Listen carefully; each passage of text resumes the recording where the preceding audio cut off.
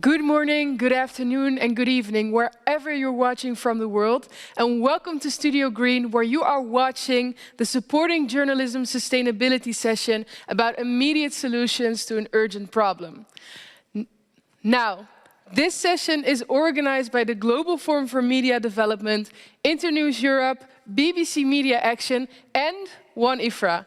My name is Hajar Yacoubi, and I will be one of your hosts of today as we speak with four very inspiring guests calling in from all over the world with us. I'm going to throw a real quick glance to my left side. I see that they are already here. Hello, everybody. How are you all doing? It's great to have you here with us. Now, as I said, I will not be the only host for today's session, as I will be joined by the ever most inspiring Jodie Ginsberg, who is the moderator of today's session, and not the least of which is also the CEO of Internews Europe. She's calling in live from London. Jodie, how are you doing today?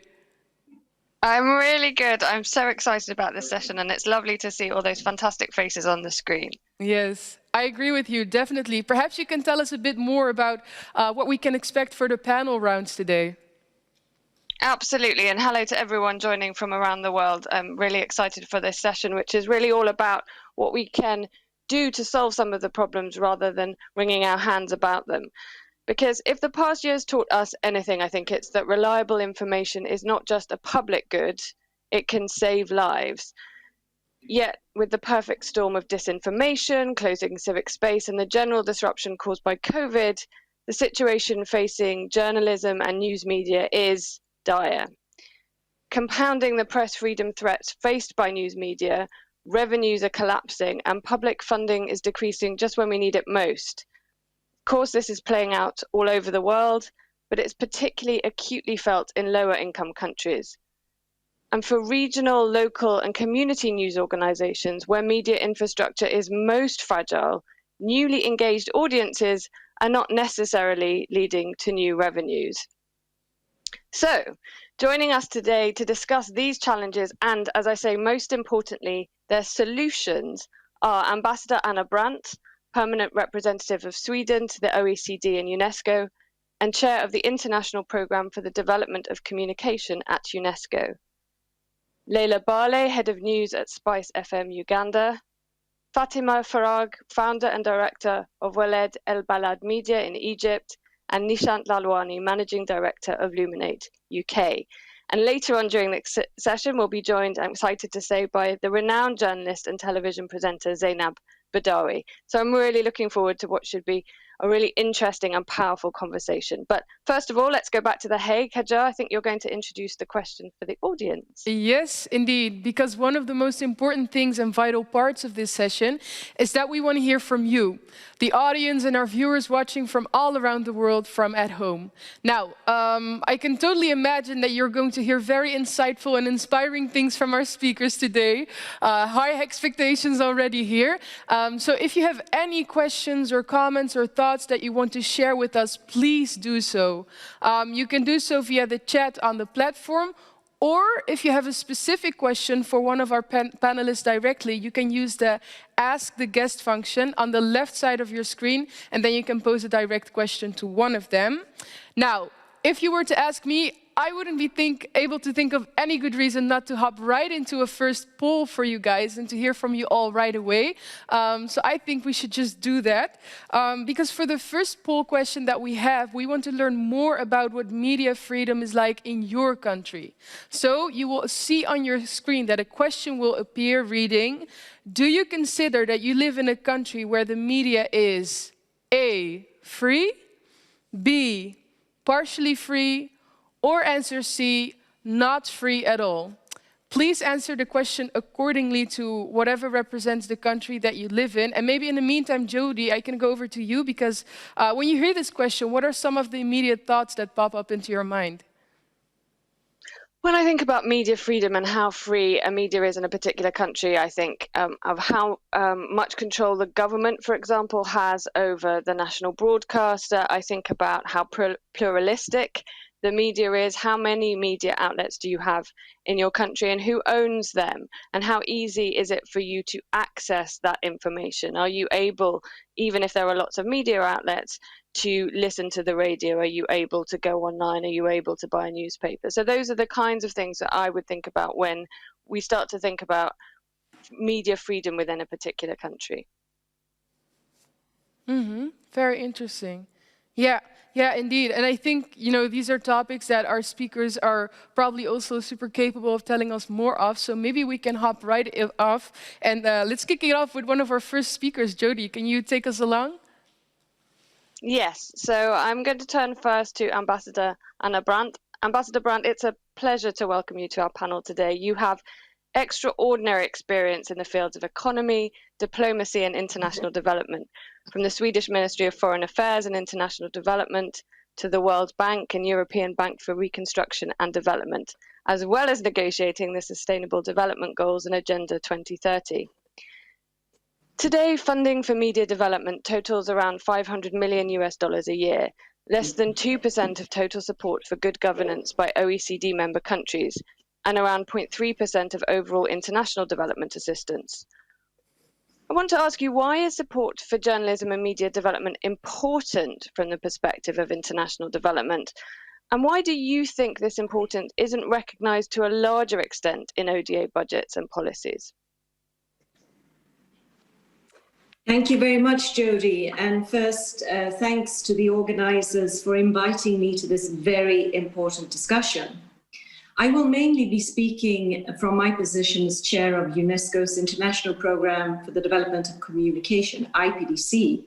But as Sweden's ambassador to UNESCO, I'd like to start by sharing why support to free and independent media is so important for Sweden, my country. On the 2nd of December, 1766, almost exactly 254 years ago, Sweden became the first country in the world to have freedom of the press written into the Constitution. The Press Freedom Act has served Sweden well. And our experience is that free speech, transparency are prerequisites not only for democracy, but also for innovation, feeding ideas through critique, debate, and scrutiny. Transparency is also an important tool in combating corruption. Independent media, quality journalism, and access to information are essential in ensuring development, democratic values, good governance, human rights, and ultimately poverty eradication. This is key in achieving the Sustainable Development Goals, which of course concern all of us. And that's why I hope that more governments will increase their support for media development. One way of channeling support is through the IPDC.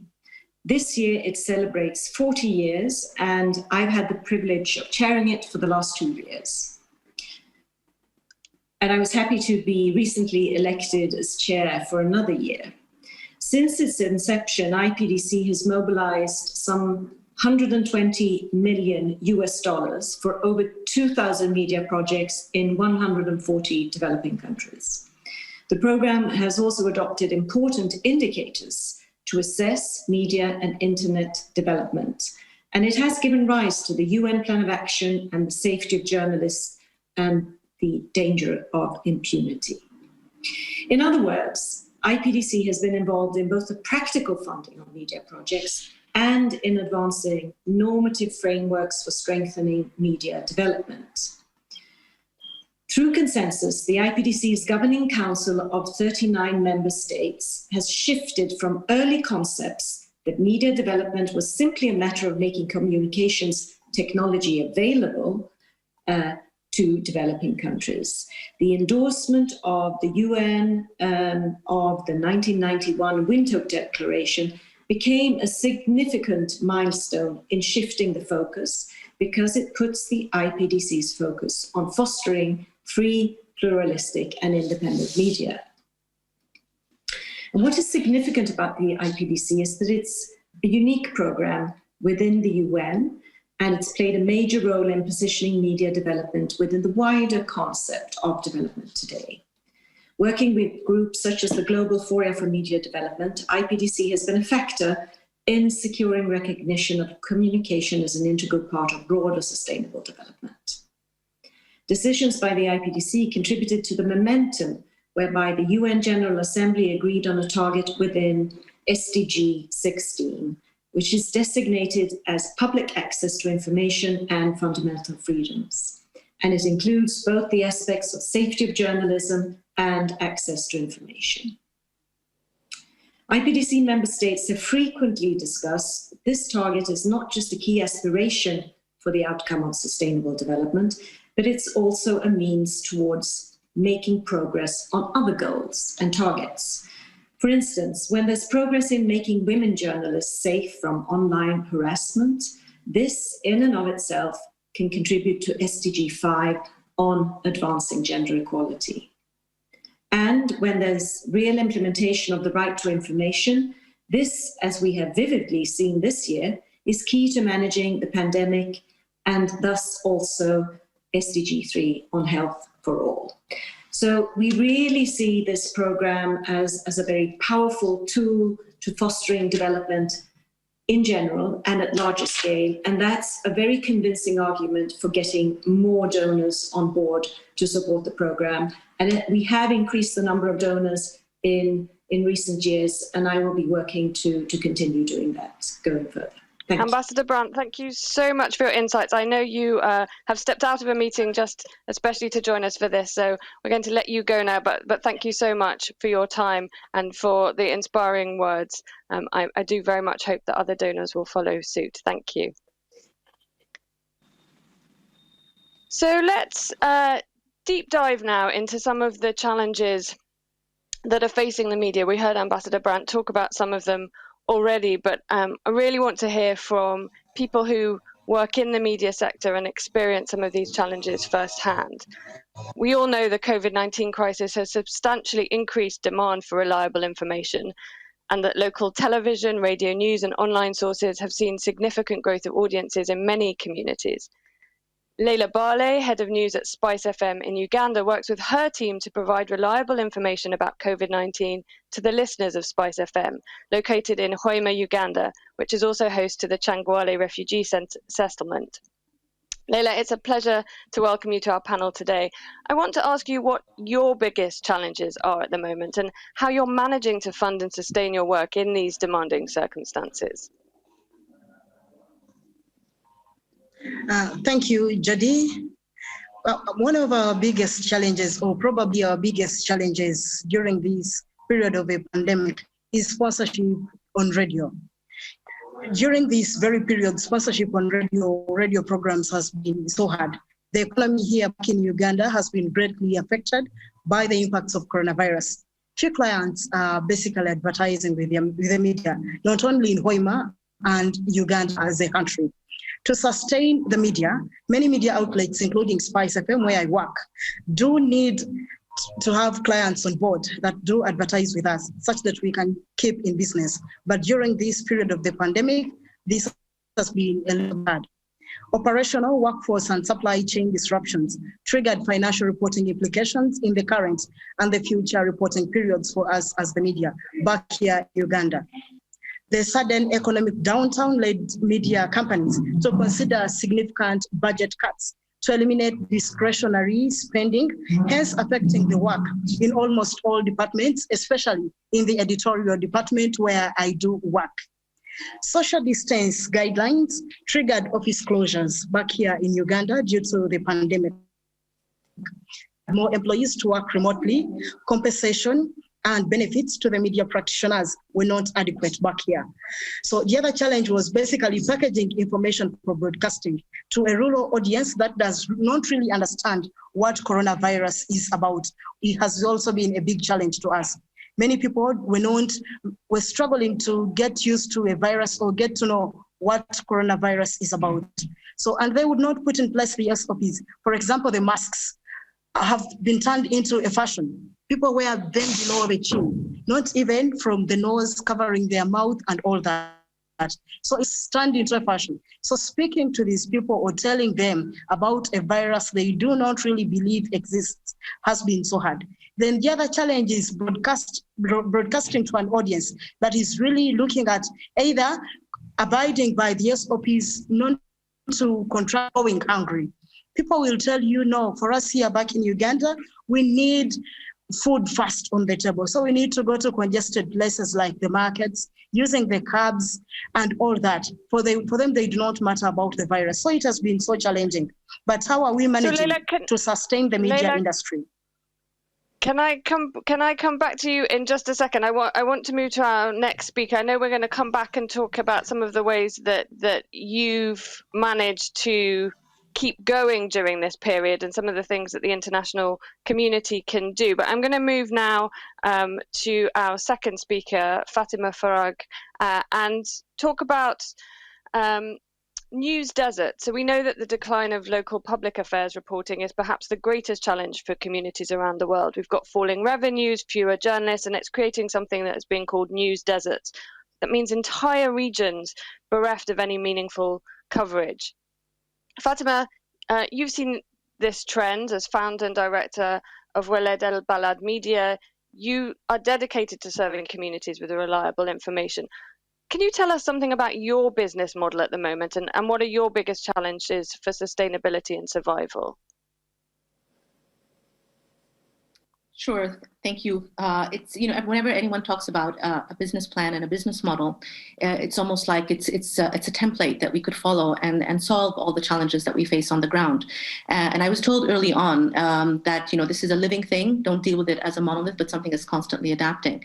Our experience is that it is something that is continuously adapting at a rate which is very, very fast, considering technological developments over the past 10 years and how they have disrupted the business model for journalism, considering the impact of mobile extension and social media and what they have, how they have impacted the business of journalism, massive, massive changes within the industry. And this has all been compounded by COVID, which really brought almost a standstill to the advertising model for business, for media business. And so keeping up with this rate, when you're talking about local newsrooms which are often underfunded, have limited skill sets, and trying to keep up with the rate of change has been a great challenge. One that was compounded by COVID-19, but is not necessarily at all only related to COVID-19, but sort of that accelerated what we had already been seeing in terms of trends, in terms of challenges.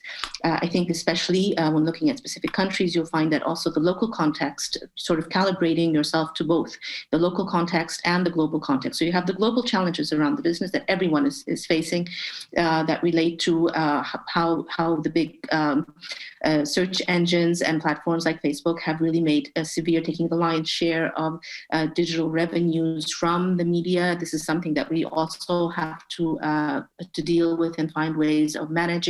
And then also looking at local contexts where you have economic recession, where you have a changing political landscape, changing legislative landscape, and trying to find methods of work that actually take into account both levels, both of them quite severe in how they impact the way you work.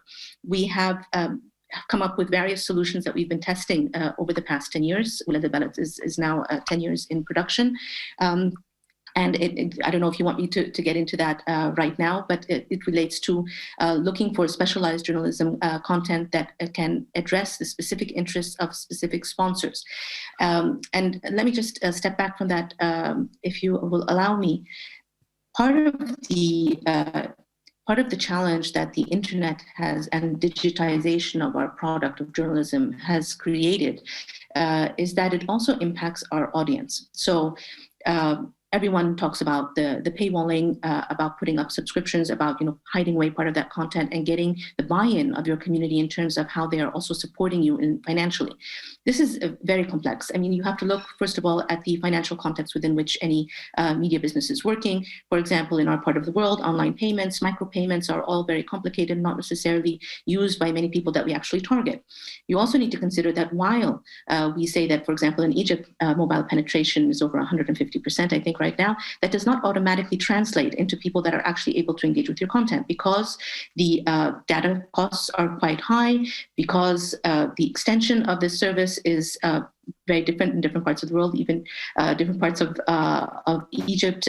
I've been having challenges hooking up to this call myself today. So those also have impacted our audiences in ways that we haven't been able to find easy solutions for. So putting up paywalls, again, there's the habit. We worked very hard as part of our business plan to develop a local advertising base. And I think a lot of local media across the world do this, only to find that when print died, moving that online became extremely complicated. People wanted to put their money with Facebook, or they were not convinced of the reasonability of putting it onto a digital media platform. So you actually have to play a role in educating or advocating around this need amongst your audiences who will read you and will engage with your content. They should also play a role in paying for this content. This is a habit and an understanding and a perception that does not exist and is very difficult to sell when you consider that the majority of your audience is suffering economic distress and already comes from a lower income bracket where people consider very carefully what they're spending their money on a daily basis. And yet the paradox is that these are the people that actually need to have access to this content. And it is proving challenging to get it to them in ways that are cost effective for media organizations themselves. So finding products within content. Yes. Sorry, I was just going to say, we'll come on to solutions, and I think it's so interesting that you talk about a business plan as a living thing, and I think that's something that everybody is struggling to adjust to this new normal. And we heard from Leila as well that drop in advertising revenue suddenly forces news businesses to think very differently. So I'm going to turn to both of you now and talk about solutions, which those of you who know me know that is the thing I am most passionate about. How do we fix things? So let's turn to you first, Leila. I know that you've had some support, not just from Internews, but other organisations. What would be the most useful assistance and support that you would welcome? And what can the international community and donors and philanthropists do in the mid to long term to support really important local community media like yourselves? Thank you, Jodie. Training and capacity building of the media on two key issues. One is media sustainability in times of any crisis, not only this pandemic, but suppose another pandemic comes out or any other crisis. So we need some more training and capacity building. Then as well as we need ways on how to secure some funding. Just like earlier, many organizations are willing to support the media, but many journalists or media organizations do not know the available opportunities and how they can scoop into some of these opportunities. Then we also have support with media equipment and transport means. Back here, the way to go now is about digital media, digitalizing the media. But surprisingly, in very many rural areas, like here in Uganda, this is not the case. So we need to be given some equipment, modern equipment, that we can really be using. For example, modern consoles that we can use and set up maybe outside broadcasting vans and all that. Then we need more funding and grants in several areas of the media, especially when it comes to investigative journalism. A lot needs to be done, especially back here in Uganda. But investigative journalism to us is so costly. Media outlets cannot afford to inject money or invest into investigative journalism. And these are some of the things that we really need. This is the kind of support that we really need back here in Uganda. Thank you, Jodie. Thank you, Leila. It's so interesting to hear. And when you talk about training and capacity building, of course, you're not just simply talking about training journalists to be journalists. I think in the modern era, we're also talking about supporting media organizations to learn about business development and evolution of the kinds that Fatima was talking about. Fatima, can I turn to you? You're the MENA director for WANIFRA's Women in News program. You're a World Editors Forum member and a Nieman Fellow. And you have been working with peers to look at successful business models. What do you think, though, needs to happen in the policy and regulatory field so that small journalism outlets really do have a fair chance to survive in the online space? I think for starters that we really do need to increase the amount that's being put into media development. And I think to be able to do that, we also need to look at the people who are making the most out of this content. And so I believe that Google, Facebook, search engine operators and platforms who are making the lion's share of the digital revenues need to be putting more resources into funds that support media development. And that to increase that capacity for media development programs, we need to expand or increase the amount of money and resources that are available to everyone according to need. That's one thing. The other thing is that I also think that people who are engaged in media development are setting the policies as to how media development is played out on the grassroots level. Need to think long term and need to think. We talk about sustainability a lot within this sphere. However, we tend to organize ourselves, and cycles of funding tend to be quite short term, which doesn't really allow for the fact that we need to have longer term projections in order to be able to develop business plans and to be able to develop content that engages and create that long term engagement, change habits of our audiences or impact habits of our audiences. This is not something that happens within a 1 to 2 year project cycle. This is something that requires sustained efforts. And so I think looking at investments that are made into media development, into organizations that are engaging with these audiences and do have that mandate needs to be more long-term, needs to be more comprehensive, needs to take into consideration as well, not just those aspects of legislation that relate to the press, but also to take into consideration the bigger context within which everyone is working, which relates to small business management in various ecosystems. So issues that relate to tax, to investment laws, all of these need to be a part of the conversation, need to guide how we do make smart investments into various markets. Often we look at the press law. This is hardly sufficient if we're really going to talk about sustainability in a meaningful way. Then you really need to take all of those other things into consideration. So having also that sort of big look. So when you decide to discuss something like subscriptions or paywalls, understanding the way the financial system and the banking system works is imperative to being able to make that decision for a media organization. Media organizations that often don't have that expertise. So investing in that expertise and making sure that it's taken into account when making these investments moving forward.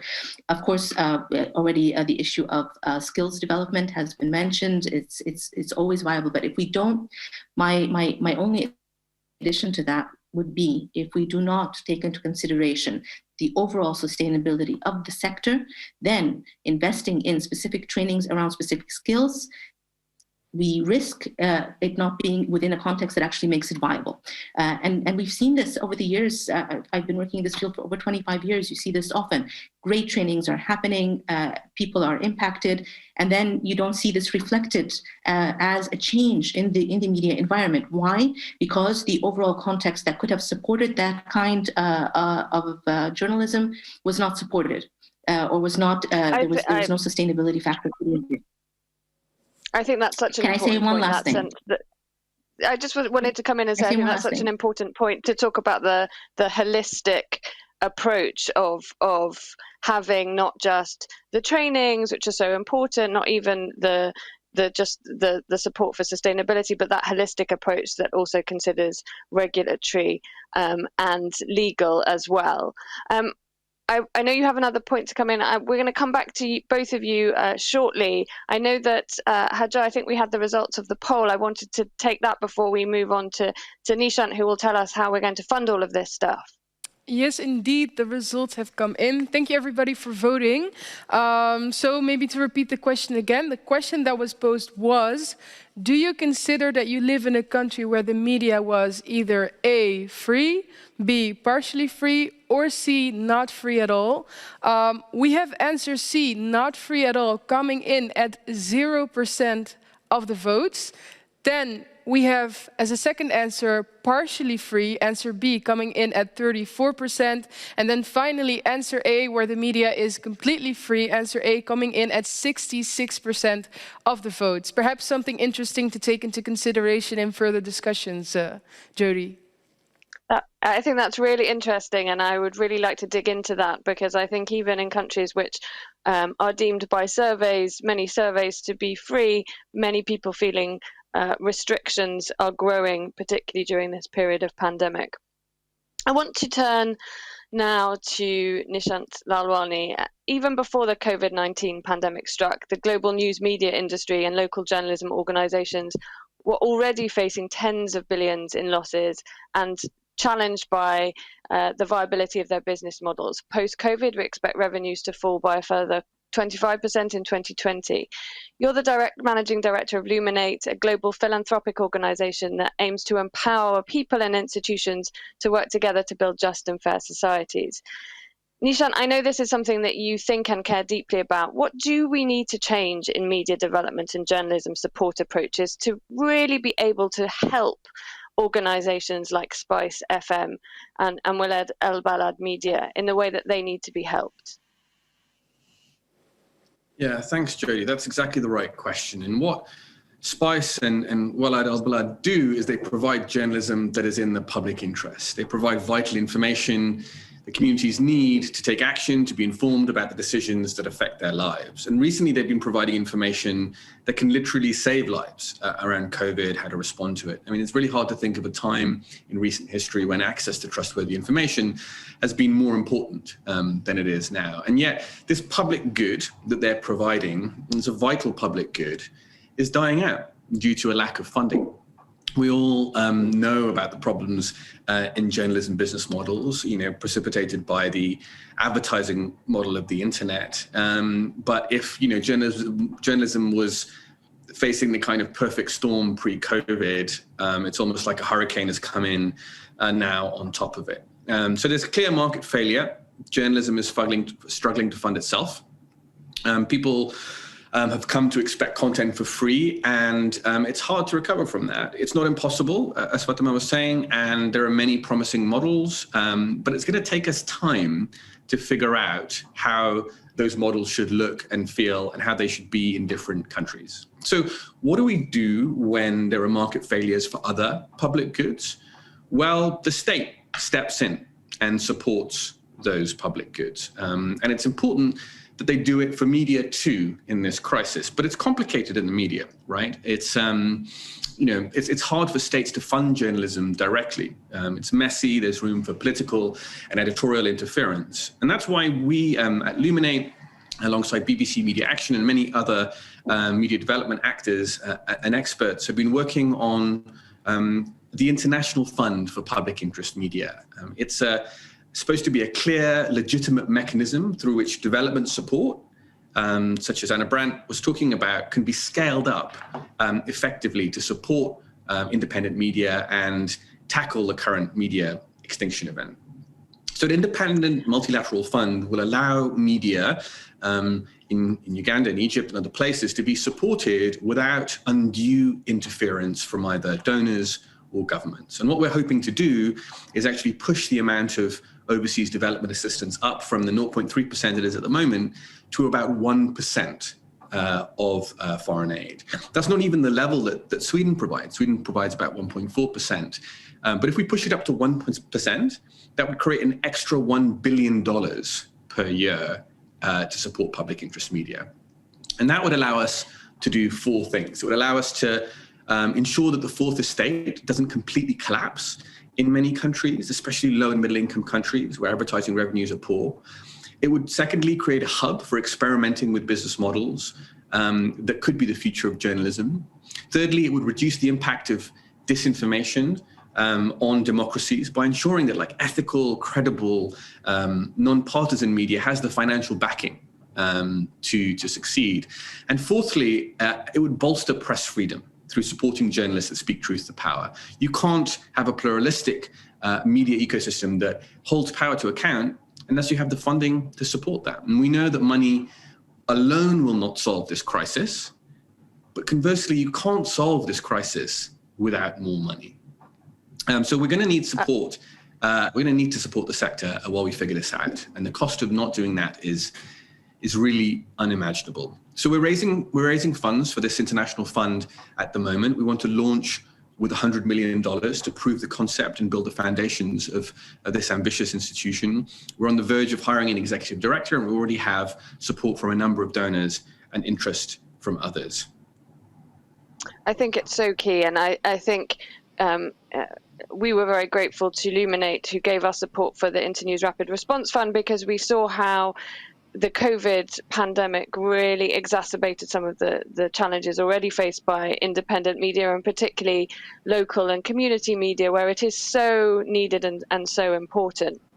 I know that you're advocating for government aid agencies and technology companies to support the media via this fund. You've talked a little bit about why that should be, but why particularly do you think these organizations should support into one big pot fund, if you like? Sure, that's a great question. So there's only really three possible responses to this crisis in media, and frankly, this crisis in democracy. One is to conclude that journalism is not important to democracy. The second is to ignore the evidence around the crisis in journalism and hope the problem will go away. And the third is to mount a meaningful, organized response. And we're yet to encounter any democratic policymakers that don't think that public interest journalism is essential to countering the malicious spread of misinformation, to reducing corruption, to ensuring the space for civil and democratic norms can thrive. And it's becoming actually more and more evident that strong media ecosystems are important also for election integrity and also for national security. So this should really be at the top of the list for many democratic governments.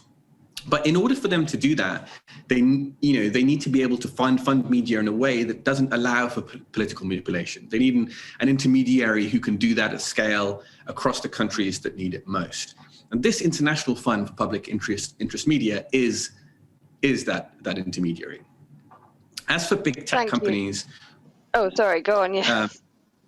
I'll just quickly comment, just because it's in the news, the New York Times front page today covers Facebook, calling it a monopoly, the US regulators calling it a monopoly. Being a social media monopoly these days is not really that different from being a media monopoly or a journalism monopoly. And I think Facebook and Google and others don't really want to be in a position where they're kind of Uber editors of the world's media. I don't think it's in their interest, and it's certainly not in the public interest. So while they've started to provide some funding to support media outlets, that's a tiny drop in the ocean compared to the advertising revenue that they've taken from them. And really, they should be able to contribute to supporting media and restoring and rebuilding media in a way that doesn't allow them to pick winners, to pick how much they're paid. That's not how public goods work. They shouldn't be determined by private companies. So in summary, I actually think it's in the interests of democratic governments and also the tech companies to support the International Fund for Public Interest Media. Excellent. So maybe we can see Mark Zuckerberg at the next World Press Freedom Conference committing to significant investments in that way. That would be great to see. I want to turn now to the panel as a whole, and let's dig down into some of the possible recommendations and particularly about priorities. The media is a huge sector. We talk a lot about the challenges it faces, and people are stretched very thin at the moment. So I want to ask all of you, from your perspectives, what would your recommendations be for addressing the sustainability challenges faced by media, and what should be the priorities for policymakers, international development and philanthropic communities? Let's start with Leila first. Thank you, Jodie. To me, investment in media development is key. The international community needs to invest in the media, especially in rural areas where the media is shrinking so much due to the COVID-19 pandemic. If the media shrinks, it means some of the vulnerable and marginalized communities will be left out. We all basically know that information is aid, just like food, just like shelter, just like any other aid. So that is information. Then to the policymakers, there is need to regulate the media industry such that the media freedoms are respected. There is also need to look into the issue of the high cost of mainstreaming ICTs for smart and sustainable media development. Then lastly, maybe I would recommend the need to have institutional factors for achieving sustainable media development, good governance, planning, legislation and policies for a friendly media, public and private cooperation, education, scholarships for the media practitioners, capacity building and training. So if Luminate and other organizations come in, we will be very glad. Thank you, Jodie. Thank you. And again, I think that emphasis again on the holistic approach. It's not about one hit that will solve this. It's about having a holistic approach. And I really appreciate your point about the importance of thinking about marginalized and vulnerable communities in this, and making sure that when any interventions really dig down into those most marginalized communities. Fatima, what would your recommendations be? Well, I've already talked about some, and they've been elaborated and talked, and other ideas that I agree with have already been brought up. But I would like to stress the importance of collaboration, and here on multi levels. So between donor agencies, between them and the direct stakeholders in setting up policies themselves. I think that often the policy level is one where we see, perhaps at least from our end, the least collaboration, and we need to have those collaborations in place so that we can actually reflect the realities and the needs as they are, not as they are perceived. And make sure that this is a collaborative process. So those partnerships, those collaborations, I think are key. None of us can do this on our own. I think we really need to do this collectively. And the shared learning here is very critical. I know from my perspective that is made big differences in how we actually conceive of ourselves as able to move forward. Depends a lot on what we know and learn from colleagues from across the world and across the spectrum. So making sure that that's in place as we move forward in finding and discovering those more holistic approaches, making sure that everyone is involved in that. So that would be my really, I think, the big ask here would be that we ensure that this is a collaborative process moving forward.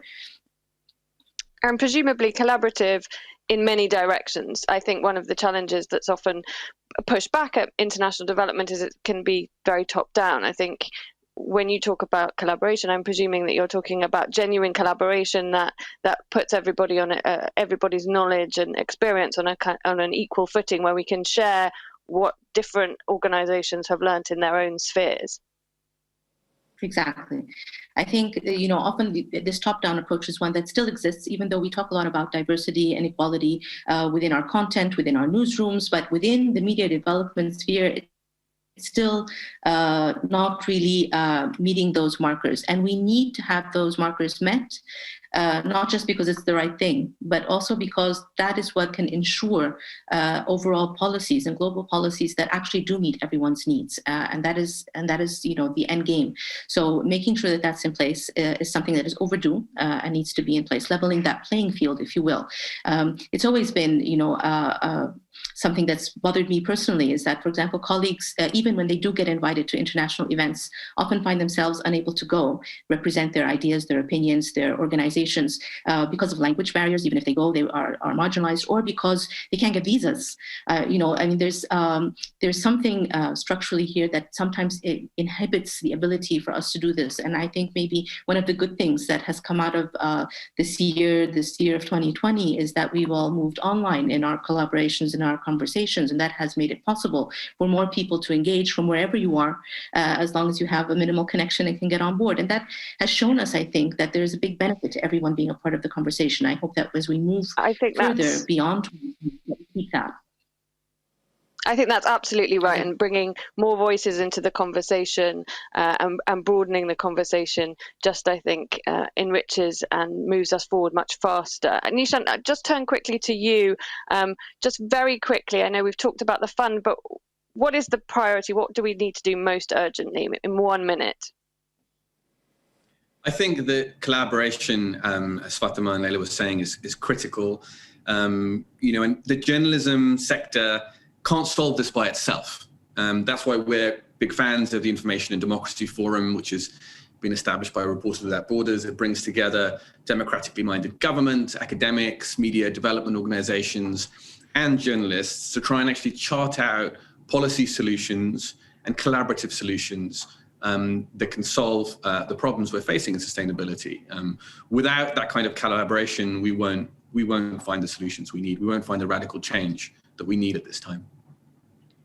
I'm glad to be part of a group that is spearheading collaboration by having a collaborative panel discussion. Thank you all for those fantastic insights. We'll be coming back to you in a little while with some questions from our audience, but I'd like now to turn to another special guest who has joined us for this session, Zainab Badawi. Zainab, I know you're extremely busy, so thank you for joining us, even if it's just for a few minutes, to help us frame the discussion from the perspective of a highly experienced and internationally focused journalist. Our own experience at Internews is that the demand for information and news people feel they can trust has absolutely rocketed over the last year during the pandemic. I want to ask you if that reflected of your own experience as a presenter and interviewer, and what do you think audiences have been really looking for during this crisis? Thank you very much indeed, Jodie, for that question, and terrific to be with all of you. I've enjoyed listening to some of your contributions while I've been waiting to join you. Well, Jodie, I think like you at Internews, we at the BBC have seen a huge increase in audiences, online, radio and television for our output. And I think that's a reflection of how the BBC obviously is seen. I know you would think I would say that, but I really do mean it as a trusted source of information. It's still the world's largest global broadcaster with more correspondents around the world than anywhere else. And what I really like is that we are increasingly relying on local people who we have, you know, in the right regions, speak in the indigenous languages and so on. And I think that's also given our coverage a great boost because it gives it authority. It's a continuation of a trend, which I think we've obviously seen increase during the pandemic. It's also put the spotlight on media in various countries which either lack resources to cover the stories themselves or lack the capacity, you know, they need more capacity building, and or they're squeezed, of course, by governments which don't respect freedom of speech and the free flow of information. And although I've lived in the UK since I was 2 years of age, I do not take the freedom of speech we have in this country for granted, because I was born in the Sudan. I've heard from my relatives and friends I've visited since the downfall of the dictator there, Omar al-Bashir, last year. And I just saw how, you know, press freedoms had been oppressed and repressed there, and just how important this is as a cornerstone of democracy. So I think that, you know, it's revivified my commitment to really championing and being an advocate for freedom of speech all over the world where it is neglected. And sadly, today, we have just heard a few hours ago that the wonderful Afghan TV journalist Malala Maywand has sadly been shot dead in Jalalabad as she was on her way to work, and her driver was also killed. That's the kind of risk some people take just to try to bring people the truth. It's so important, and it's so important to reflect on the challenges that media face globally, and I think it's become much harder for, if you like, the media to emphasize itself as a trusted source when you have so many international leaders denigrating the media and freedom of expression. And I just love to hear you talk about local people giving a degree of authority. I think that you're right, that hearing from those local voices gives that real sense of trust that's so important. You've presumably interviewed hundreds of people over the last year. I wanted to ask what stands out for you as a particularly memorable moment that highlights how important it is to get facts right in a pandemic, and the challenges or the joys of communicating with very large audiences. Oh, that's a tough one there. Thank you.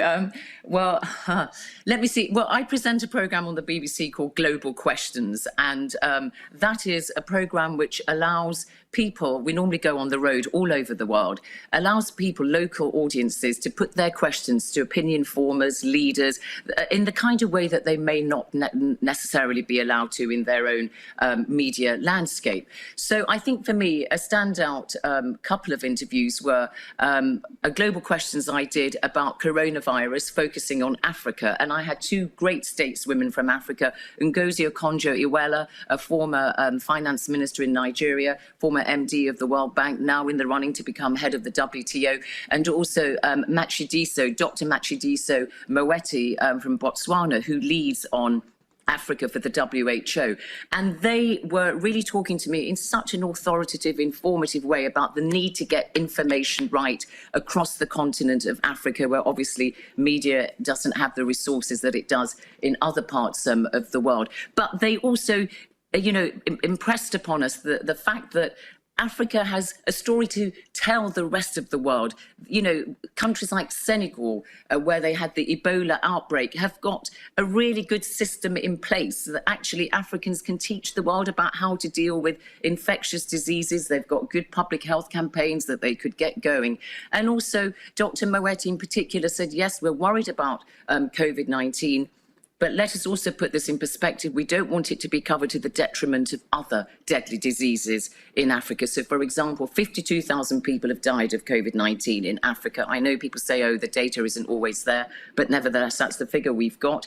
And more than 400,000 people died of malaria last year, most of them in Africa. So their slant on looking at COVID-19 within the context of dealing with health and improving health systems, you know, where the infrastructure is lacking, was a very, very important kind of holistic approach to the debate, which I felt in some ways was lacking. So I was very glad they brought that dimension. It's so good to hear that, and particularly I think that the point about the lessons learned from Ebola and elsewhere really speaks to the point that Fatima was making about collaboration and making sure that we can share across communities, not just in a very top-down way. We're short for time. I'm really sorry. I know that you have to leave us and we have to take some time for questions, but I just want to thank you so much for giving us your time today. It's been wonderful to hear from you. Thank you. Thank you, Jodie. It's been great to be with all of you. And as they say, onwards and upwards. We all do very important work, and I wish you all the best. Thank you so much indeed.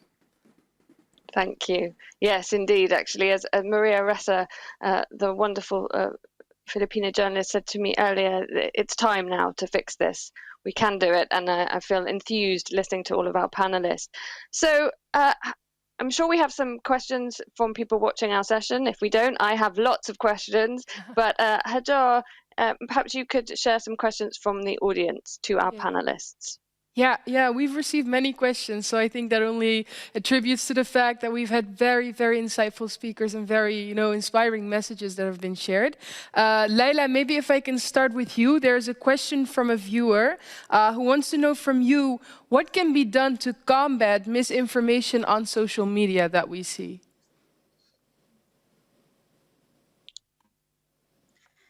Thank you so much. Even here back in Uganda, there is a lot of misinformation that is always on social media. People do not do research about what exactly they are going to post on social media.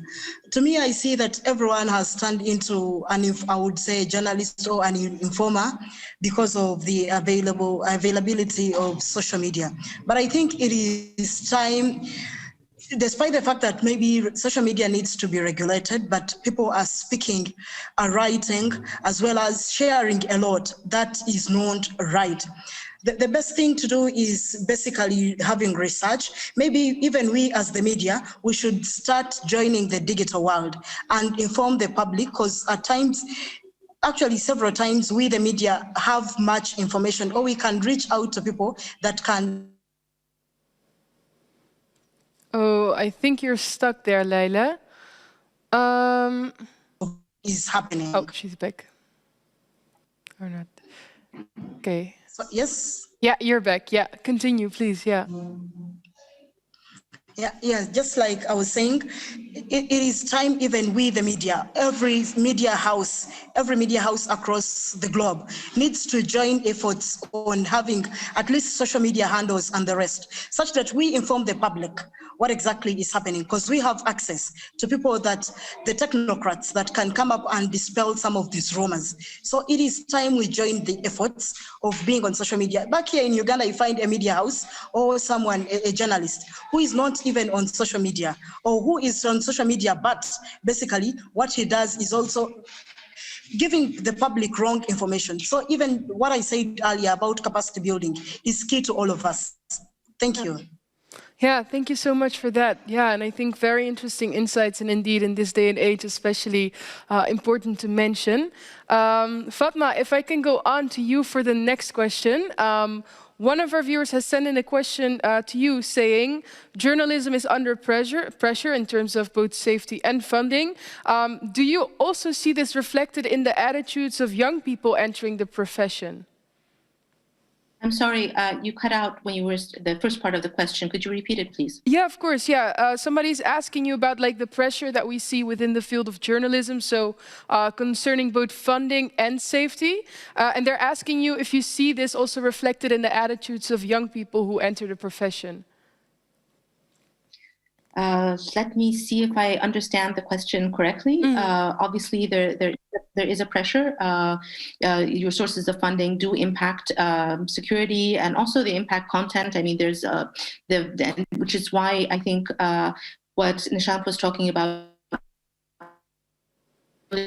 around the importance of having funds set up in ways that do not compromise people's securities and that are not interventionist, perceived as being interventionist, is a very important point to take into consideration.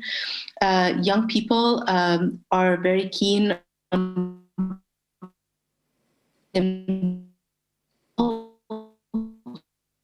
Okay, I see we're having some connection issues over here. Yes, I think they're going to work on the connection, but then maybe in the meantime, we can go on to Nishant for the next question, because we also have received a question for you, Nishant.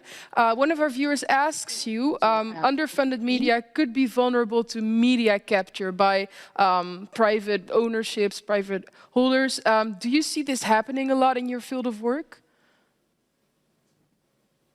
Oh, all the time. Yes, all the time. I mean, both state capture and capture by private interests. Unfortunately, there's only really a few ways to fund the media. Either journalism organizations can generate their own revenue, or they can be funded by governments, or they can be funded by private individuals or companies. And there are private organizations, mainly philanthropies, that want to ensure the independence of media. But then you have to kind of rely on the benevolence of those institutions or individuals. And that's not something that is a scalable approach to media ownership or media independence.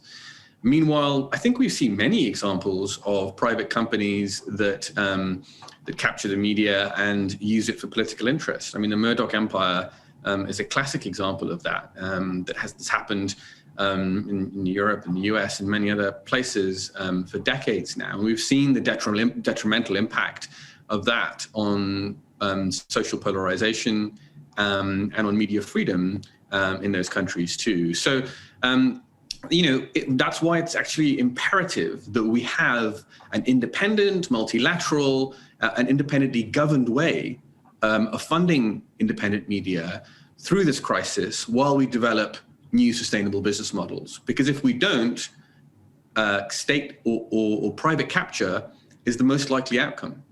Yeah. Yeah, indeed, clearly said, and I think definitely important for people watching and, you know, other stakeholders to take along with them. I'm quickly checking, is the connection with Fatma back, or are they still working on it? Fatma, can you hear me?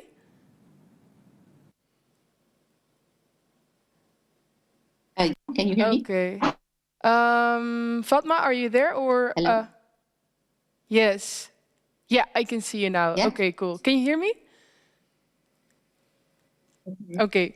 Yes, Just I quickly, about the young people coming into the profession, does the pressure of safety and funding within journalism, do you see that affected in them?